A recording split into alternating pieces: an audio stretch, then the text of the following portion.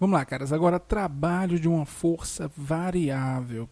Lembra lá da mecânica, quando a força ela mudava? Quando a força mudava, a gente não podia calcular o trabalho como sendo força vezes deslocamento. Lembra?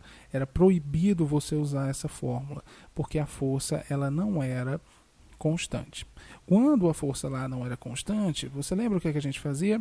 Nós pegávamos um gráfico de força versus deslocamento e achávamos a área abaixo desse gráfico para encontrarmos o valor do trabalho. Tá, ok? O trabalho era numericamente igual à área abaixo da curva. Lembram disso? Ótimo, a gente vai precisar desses conhecimentos agora. Tá, ok? Diferente do nosso gráfico, que lá em mecânica era força versus deslocamento, justamente por conta da fórmula, aqui o nosso gráfico vai ser pressão versus volume. Tá? Justamente por conta da nossa nova fórmula, ela ser trabalho igual a pressão vezes variação de volume. Tá? Aqui é só uma correção, não é deslocamento, é só posição. Tranquilo? Então, professor, como é que funciona o gráfico? Primeiro, o gráfico em termodinâmica, ele tem uma seta. Então, olha só. Imagine que eu estava em um estado A, termodinâmico. O que é que significa estar, professor, no estado A? Significa que o meu volume era um certo volume VA e a pressão do gás era uma certa pressão PA. Tá, ok? Não importa a temperatura, porque a temperatura ela vai depender dessas duas quantidades. Então, o que acontece? Digamos que ele sofreu uma expansão, tá? E houve uma mudança aí na sua pressão. A expansão dele foi desse jeito, ó. A pressão, como vocês podem perceber, ela caiu, tá, ok? E o volume aumentou. Foi para B. Professor, como é que eu vou achar o trabalho realizado se a minha nova pressão ela não é mais PA, e sim ela é PB? Fácil, caras, ó. Isso daqui vai ser calculado como sendo a área abaixo dessa curva que foi montada de A para B.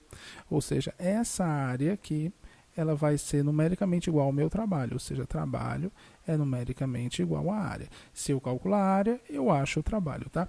Outra coisa importante é que se a minha seta ela vai da esquerda para a direita, então meu trabalho é positivo, tá bom? Justamente porque é uma expansão, tá?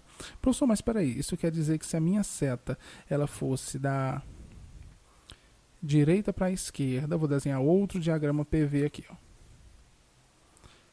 Se por acaso ela fizesse isso de B para A, ou de A para B mesmo, só que o A agora é outra posição. Se houvesse, ao invés de uma expansão, uma compressão, ou seja, meu volume diminuísse e a minha pressão ela caísse também aqui. Pressão A, pressão B. Como é que eu ia achar, professor, aqui o trabalho? Cara, o trabalho ia ser exatamente da mesma forma. Você ia achar a área dessa figura aqui, abaixo do seu gráfico, tá? E essa área, ela ia me dar exatamente o trabalho realizado por esse gás. Só que, como é da direita para a esquerda, tá? Houve uma compressão, o nosso trabalho é menor que zero. Tudo bem? Ah, professor, acho que eu estou entendendo. E, professor, se por acaso acontecer de não ser nem para a direita para a esquerda, nem da esquerda para a direita, mas ser na vertical, por exemplo, olha só, P versus V. Digamos que o meu estado termodinâmico era A, eu tenho aqui um volume A e uma pressão A.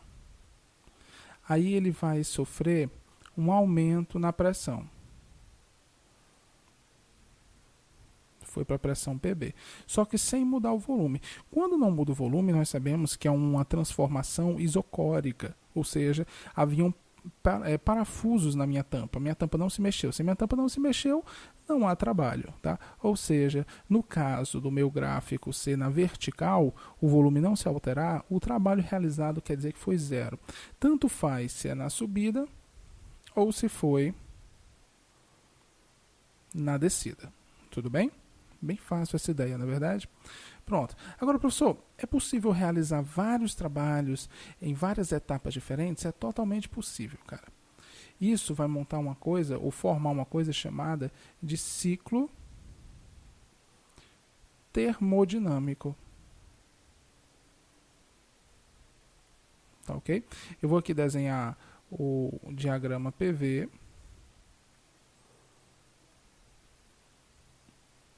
Aqui o diagrama PV, aqui P e aqui V, tá?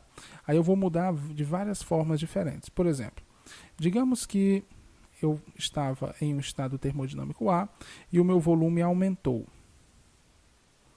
E eu fui para o estado termodinâmico B, tá? Por meio de um processo isobárico. Depois, eu diminui minha pressão mantendo o meu volume constante. Ou seja, eu fui lá, prendi a tampa e diminuir a pressão. Por exemplo, eu posso simplesmente retirar calor do meu objeto e fui para um estado termodinâmico C. Tá, ok? Depois disso, eu fui por meio de um processo isobárico para um estado termodinâmico E e depois subi por um processo isocórico voltando para o estado A. Tá, ok? Se você prestar um pouco de atenção, você vai perceber que esse ciclo se fechou, como todo ciclo que se fecha, ele se repete, tá bom? Professor, nesse caso aí, o que é que a gente tem? Olha só, o trabalho realizado, quando eu tenho um ciclo desse, ele não vai ser a área abaixo do gráfico, mas vai ser a área formada pela figura, tá ok? Então, se formasse aqui um triângulo ou qualquer outra figura, isso seria a área do meu ciclo. Tá? Quando o meu ciclo está no sentido horário, esse é o sentido horário, o meu trabalho ele é maior que zero. Agora, digamos que ao invés de eu ter seguido de A para B, de B para C, de C para E, eu tivesse seguido o contrário, de B para A, de A para E, de E para C, e aí vai. Tivesse seguido no sentido anti-horário, ou seja, fizesse isso aqui, ó. Se eu tivesse feito isso, seguindo no sentido anti-horário, eu teria sim. No sentido anti-horário, o meu trabalho ele é negativo, tá? Existe uma peculiaridade nesses dois casos, que é o seguinte: eu tendo um trabalho positivo ou um trabalho negativo, nos dois casos, como eu voltei para o mesmo estado, eu voltei para a mesma temperatura anterior. Então, no ciclo termodinâmico, a variação da energia interna é sempre zero, independente se é no sentido horário ou sentido anti-horário. Tá ok?